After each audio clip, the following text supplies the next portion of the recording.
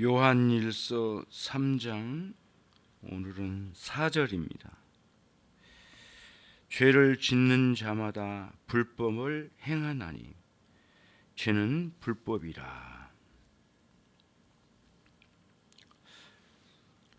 사도는 1장에서 이미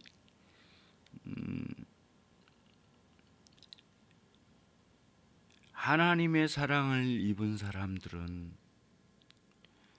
형제를 사랑하는 사랑 가운데 있다.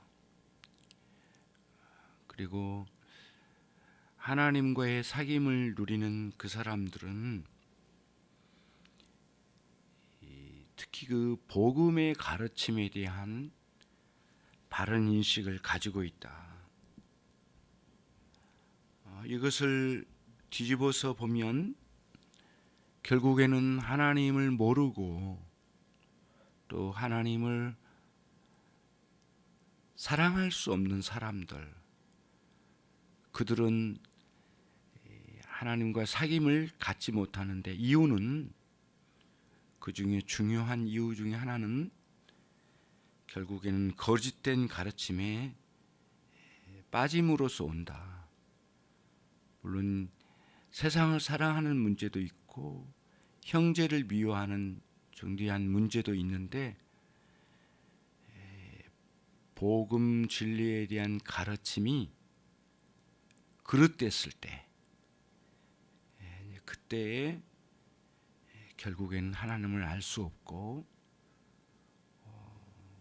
또 하나님을 사랑할 수 없고 사귐을 누릴 수 없게 된다라고 하는 말을 이미 앞에서 전해줬습니다.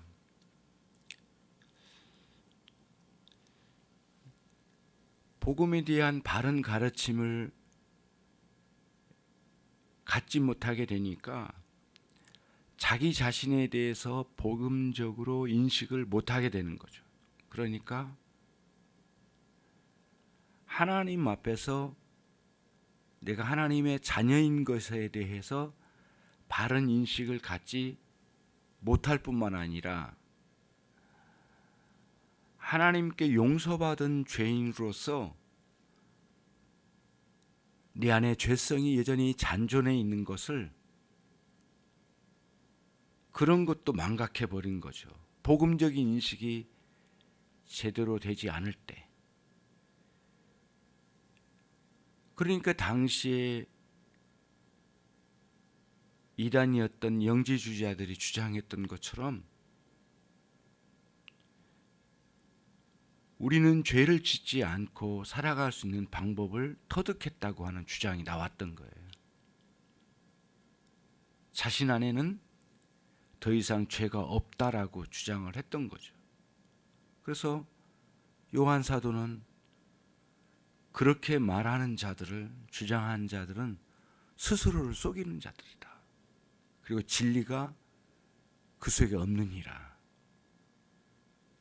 그 속에는 하나님의 말씀이 없는 자들이다. 생명의 말씀인 그리스도가 없는 자들이다. 이런 표현을 써가면서 거짓된 교리에 빠져 있는 이들에 대해서 분명하게 선을 그었습니다.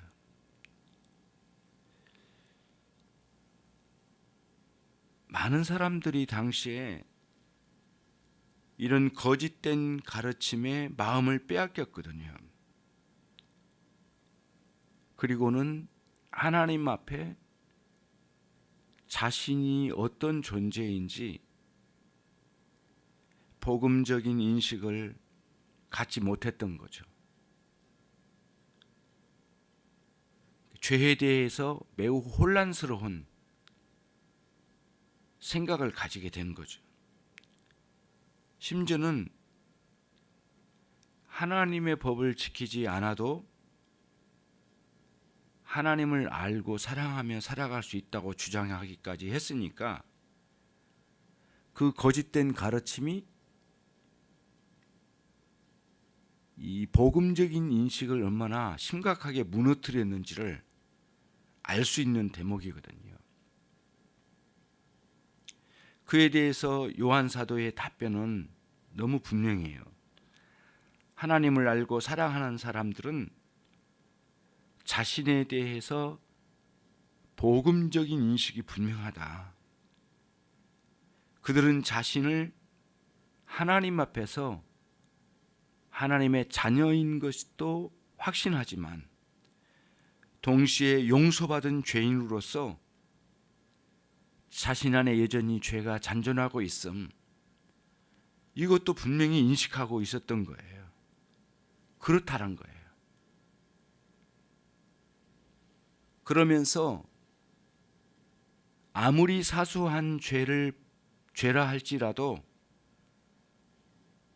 모든 죄는 하나님의 법을 어긴 것이며 본질적으로 죄는 하나님을 반역한 것이라고 하는 이러한 복음적인 분명한 인식을 가진 거예요. 자신에 대한 올바른 인식이죠. 뿐만 아니라 하나님의 자녀로 이 땅에 살아가면서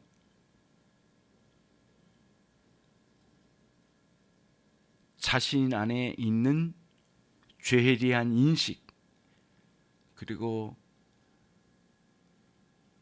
이 죄에 대해서 어떻게 분별하고 또 대처해야 할지, 신자로서의 자신의 위치, 죄에 대한 분명한 그런 인식을 가지고 있는 신자로서 이 땅에서 죄와 싸워 이겨가는 원리를 소유한 그런 복음적인 인식을 가졌을 뿐만 아니라 실제로 죄와 싸워 이겨가는 그런 신자의 위상을 분명히 가지고 있다는 거예요. 그게 이 본문에서 이제 사도가 강조했던 그런 맥락에서 오늘 말하는 거죠. 죄를 짓는 자마다 불법을 행하나니 죄는 불법이라. 죄를 범하는 것은 법을 어기는 것이 너무 분명하다. 그 법은 곧 하나님의 법이라고 선언을 하고 있는 거예요. 죄를 짓는 것은 하나님의 속성과 뜻을 거역하는 것이기 때문에, 그래서 모든 죄는 본질상 하나님을 거역하는 것이라고 하는 분명한 인식을 가지고 있는 거죠.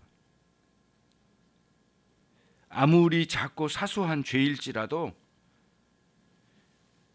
죄의 그 본질 자체는 하나님을 거역하는 것이며, 구체적으로는 하나님의 속성과 하나님의 깊은 뜻을 거역하는 것이죠. 그래서 죄는 하나님의 법을, 율법을 어기는 것이에요. 그런 인식이 아주 분명해요. 복음적인 인식인데, 자신에 대한 인식뿐만 아니라 하나님과의 관계 속에서 죄라고 하는 이 문제에 대한 인식도 너무너무 분명한 거예요. 아주 명료하거든요. 죄를 짓는 자마다 하나님 앞에서의 불법을 행하는 것이다. 죄는 그 자체가 불법이다. 아주 뚜렷하게 선언을 하는 거죠. 이런 인식이 뚜렷한 사람일수록 영성에 있어서도 굉장히 맑은 요소를 품은 거죠. 의도된 죄든 의도하지 않은 죄든 간에 하나님 앞에서는 불법입니다. 그러니까 하나님을 향한 마음의 태도가 하나님의 뜻을 벗어나 또 그것이 죄이고, 자신이 가지고 있는 마음의 태도가 하나님을 향하지 않을 때 해도, 올바르게 향하지 않을 때 해도 불법이고, 그것도 죄다. 그러니까 하나님이 원하시고 의도하신 것을 벗어나는 것도 그 자체가 불법이고 죄라고 하는 것이죠. 그러니까 하나님을 향한 어떤 잘못된 의도나 태도, 하나님의 뜻을 벗어나는 불법이니 이거야말로 우리들이 경계해야 할 죄에 대한 분명한 인식이고, 우리 내면에 잔존해 있는 이 죄의 실체에 대한 분명한 인식을 소유하는 것, 이것이 너무너무 소중하다는 사실을 여기서 이제 선언적으로 말하는 것이에요. 그래서 중간 결론으로 말씀드리자면은, 죄에 대해서 올바른 이해를 갖지 못하면 항상 하나님과 직접적으로 관련된 문제에 떨어지게 되는 거예요. 죄에 대해서 희미한 인식이 있기 때문에 하나님과의 관계에 대해서도 모호한 상태로 가게 되는 거죠. 그리고 하나님 앞에 부끄러운 짓을 했어도 올바른 판단이 쓰지를 않아요. 스스로를 용납해버리고 그거를 용인해버리고 좌로나 우로나 아무렇게나 치우쳐버리는 삶을 살게 되는 거죠. 유혹에 대해서 갈대처럼 흔들려버리는 상황이 이러한 죄에 대한 몰이해, 하나님의 속성에 대한 몰이해에서 나온 것이에요. 그래서 하나님의 뜻을 가볍게 여기는 거고, 죄에 대해서 편협한 인식을 가지고 사는 거죠. 그래서 그런 결과로 행위로만 저지르지 않으면 자기는 떳떳하게 살고 있다, 그리고 나는 죄 없이 살고 있다고 스스로 거짓된 자부심에 빠져 있는 거죠. 이게 이제 당시 영지주의자들, 그들이 가지고 있는 인식들이었어요. 이건 또 영지주의자들이 나오기 전에 이미 바리새인들이 가지고 있는 인식이었거든요.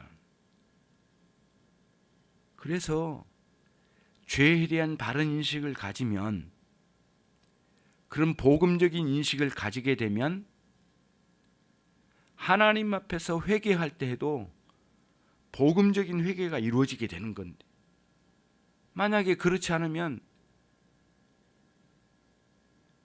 회개가 매우 피상적일 뿐만 아니라 회개가 아닌 거짓된 것 가지고도 회개라고 여기는 그 율법적인 회개에 빠지게 되는 거예요. 다시 말하면 자신이 힘들고 고통스러우니까 자기 아픔을 호소하는 것이 곧 회개라고 인식해버리는 거짓된 인식으로 가게 되는 거죠. 회개에 대해서도. 그러니까 하나님과의 관계가 올바르게 정립되지 않을 뿐만 아니라 용서의 은혜도 누리지 못하는 안타까운 상황으로 떨어지게 되는 거예요. 하나님의 법을 어기니까 하나님의 마음을, 하나님 아버지의 마음을 아프게 해드린 거에 대해서 쓰라림을 가지고 하나님께 나아가 회개하는 게 올바른데, 하나님의 마음을 아프게 해드린 거에 대해서는 조금도 생각하지 않고 자기가 고통 속에 있는 것만 하나님께 하소연하는, 그리고 거기서 나오는 눈물로만 하나님께 나가려고 하는 의도는 다분히 하나님 앞에 범죄한 것이 문제가 아니라 자기가 고통스러운 것이 문제라고 하는 그릇된 인식으로 율법적, 소위 말하면 율법적 회개에 멈춰버리는 어리석은 삶을 살게 되는 거죠. 그러니까 거기 맴도는 거예요. 그래서 사도가 우리는 누구인가? 하나님의 사랑을 입은 자들이다, 우리는. 그리고 그 사랑은 어디로부터 왔는가? 하나님으로부터 왔는데, 우리가 누리고 있는 이 사랑은 하나님으로부터 왔는데, 우리가 하나님의 자녀라는 사실을 분명하게 드러내는 것이다. 이것은 그래서 우리는 정말 그 사랑으로 사는 사람들이다. 그리고 그 사랑을 입은 사람들은 큰 소망이 있는데 언젠가는 우리 주 예수 그리스도께서 오시게 된다. 그때를 우리는 대망하면서 사는데 우리가 그때 주님을 뵙게 될 것이고 또 우리는 주님과 같이 될 것이다. 그 영광스러운 상황을 대망하면서 살아가는 사람들이라는 거예요. 그리고 그 소망을 가진 사람들은 자기 자신을 깨끗하게 한다는 거예요. 그리고 그 깨끗하게 하려고 하는 그 사람들은 죄에 대한 분명한 인식을 갖는데 그것은 죄를 짓는 자마다 불법을 행한 것이라고 하는 분명한 인식이 있고 죄는 불법이라고 하는 너무 선명한 인식을 갖게 된다는 거예요. 그게 이제 오늘 요한 사도가 이야기하려고 하는 내용입니다. 그래서 너희가 그리스도이냐? 그렇다면 생활 속에서 네가 믿는 바를 드러내라. 불순종으로 계속 살아간다면 너는 믿는 자가 아니다. 기독교인은 근본적인 삶을 알지 못한 것이다. 이렇게 이제 사도가 분명하게 이렇게 선언적으로 말하면서 죄에 대한 그릇된 인식을 깨트리면서 하나님에 대한 올바른 인식을 가지고 하나님 앞에 자신이 어떤 존재인가를 인식을 갖고 바르게 서라고 아주 분명하게 우리들에게 이야기하고 있는 것이죠. 죄는 하나님께 대한 분명한 불순종입니다. 하나님께서 우리에게 명령하신 삶을 드러내지 않는 것은 그것은 곧 불법입니다. 죄에 대한 분명한 인식, 죄의 그 본질을 분명하게 인식하고 이해하고 살아갈 때에는 예수님이 우리 앞에 왜 오셨는지, 우리를 위해서 왜 오셨는지, 왜 우리를 위해서 죽으셨는지, 주님의 죽으심의 그 가치가 얼마나 뛰어나고 영광스러운지, 얼마나 큰 값어치가 있는지에 대한 인식을 갖게 되는 거예요. 거룩한 신자의 삶을 살기 위해서는 필연적으로 죄에 대한 이러한 선명한 인식을 갖고 살게 되는 것입니다.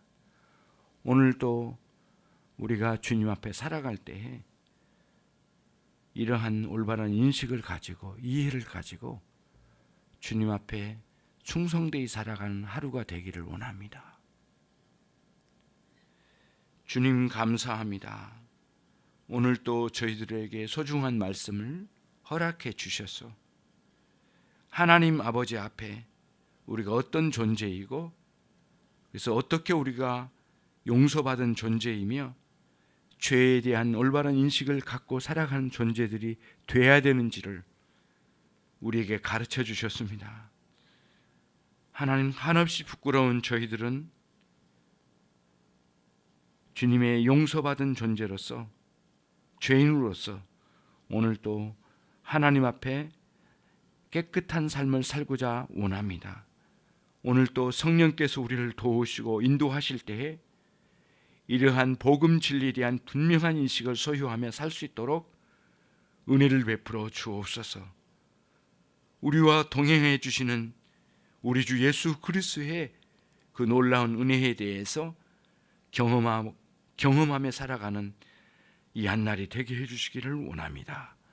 예수 그리스도의 이름으로 기도 올려옵나이다.